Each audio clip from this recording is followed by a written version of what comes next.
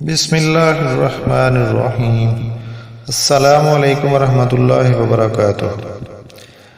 مکہ سے مدینہ ہجرت کے سفر میں راستے میں نبی کریم صلی اللہ علیہ وآلہ وسلم ایک جگہ ایک بوڑھی عورت ام معبد کے یہاں رکے۔ ان کے پاس ایک بکری تھی۔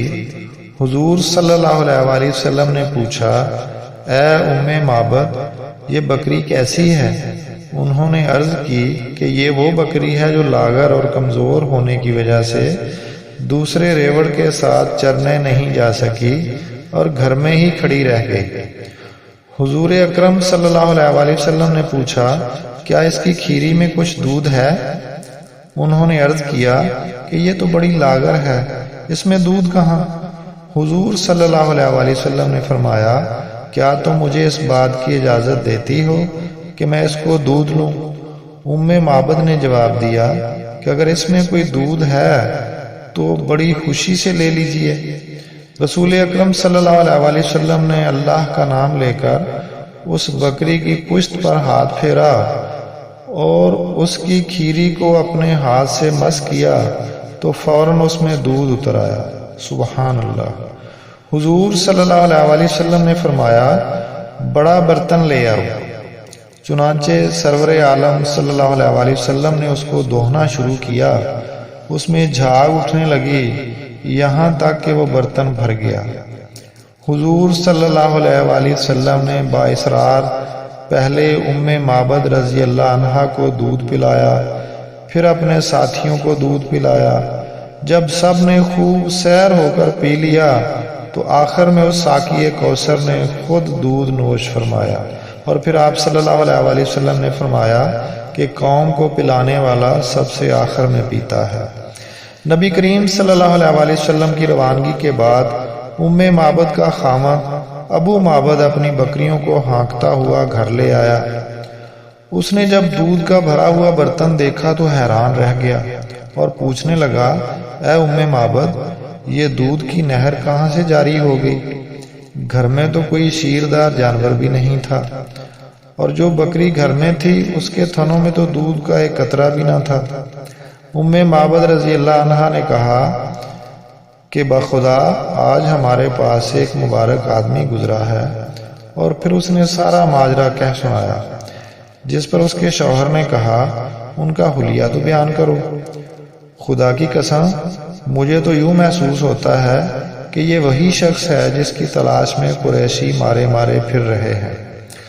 اس وقت ام معبد نے اس پیکر نور کی جو تصویر کھینچی، آپ بھی ذرا سن لیجئے اور لطف اٹھائیے اور دیکھیے کہ عرب کی اس بادہ نشین خاتون کو اللہ تعالیٰ نے کیسی حقیقت شناس آنکھ اور کیسی حقیقت کی ترجمان زبان عطا فرمائی تھی۔ ام معبد کہنے لگی، میں نے آج ایک ایسا مرد دیکھا جس کا حسن بے مثال تھا، جن کے جسم کی ساخت بڑی دلکش، خوبصورت اور چہرہ چاند کی طرح روشن تھا۔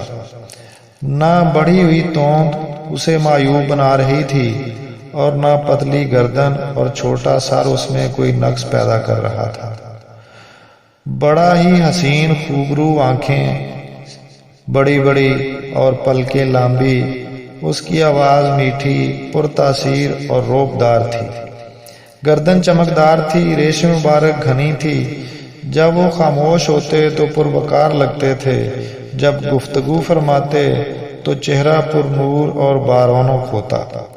شیریں گفتگو کرتے، گفتگو واضح اور مفید کرتے ہیں۔ دور سے دیکھنے پر بھی یہی سب سے زیادہ باروب اور جمیل نظر آتے ہیں، اور قریب سے دیکھا تو سب سے زیادہ خوبرو اور حسین دکھائی دیتے۔ قد درمیانہ تھا، نہ اتنا طویل کہ آنکھوں کو برا لگے اور نہ اتنا پست کہ آنکھیں حقیر سمجھنے لگیں۔ آپ صلی اللہ علیہ وآلہ وسلم دو شاخوں کے درمیان ایک شاخ کی مانند تھے جو سب سے زیادہ سرسبز، شاداب اور قدآور ہو۔ ان کے ساتھی ایسے تھے جو ان کے گرد حلقہ بنائے ہوئے تھے۔ اگر آپ انہیں کچھ کہتے تو فوراً اس کی تعمیل کرتے، اگر آپ انہیں حکم دیتے تو فوراً اس کو بجا لاتے۔ ان سب کے مخدوم، سب کے محترم، نہ وہ ترش رو تھے، زبان کے فرمان کی نہ تو مخالفت کی جاتی تھی۔ ابو معبد نے اپنی زوجہ ام معبد سے جب سرور کونین سرکار دو عالم صلی اللہ علیہ وآلہ وسلم کا یہ دلکش اور دل آویز حلیہ سنا تو وہ کہنے لگے، بخدا یہ تو وہی شخص ہے جس کی جستجو میں قریش مارے مارے پھر رہے ہیں۔ بخدا اگر مجھے زیارت کی سعادت نصیب ہوتی تو میں یقیناً محمد رسول اللہ صلی اللہ علیہ وآلہ وسلم کی ہمراہی کا شرف حاصل کرتا۔ ام معبد اور ابو معبد بعد میں بارگاہ رسالت صلی اللہ علیہ وآلہ وسلم میں حاضر ہوئے اور اپنے سینوں کو دین اسلام کی روشنی سے منور کیا اور صحابی رسول صلی اللہ علیہ وآلہ وسلم بن گئے۔ سبحان اللہ و بحمدہ، سبحان اللہ العظیم۔ اپنا بہت خیال رکھیے گا۔ اللہ حافظ۔